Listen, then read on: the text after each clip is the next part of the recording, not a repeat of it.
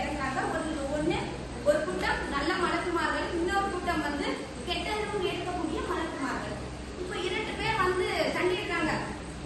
நல்லவர்கள் சொல்றாரு, இல்ல இவர் நல்ல அல்லாஹ் கிட்ட பாவ மன்னிப்பு கேட்கறதுக்காக தான் வந்தாங்க, அதனால நாம தான் இந்த ரூல் எடுக்கணும் அப்படின்னு சொல்றாங்க.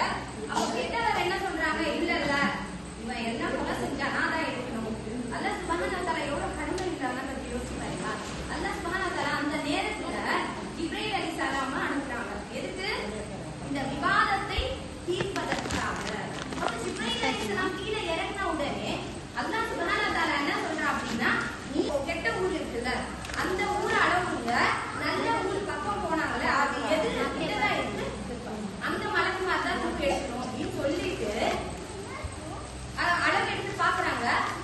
எந்த பக்கம் இருந்தாரு அவரு, நல்ல ஒரு பக்கம் இருந்தாங்கன்னு சொல்லிட்டு அவங்களுக்கு நல்ல மலக்குமார் தூக்கி எடுக்கிறாங்க. இப்ப நபி ஸல்லல்லாஹு அலைஹி வஸல்லம் இந்த ஹதீஸுக்கு பின்னாடி சொல்றாங்க, அல்லாஹ் சுப்ஹானஹு வ தஆலா சொன்னானா, நான் அந்த ஊரை சுருக்கி விட்டேன். எந்த ஊரு?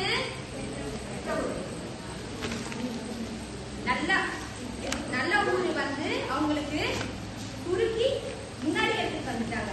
கெட்ட ஊரை விரிவாக்கி விட்டேன் அப்படின்னு சொன்னா அல்லாஹ் சுப்ஹானஹு வ தஆலா பாவம் மன்னிப்பு கேட்டா எந்த அளவுக்கு அந்த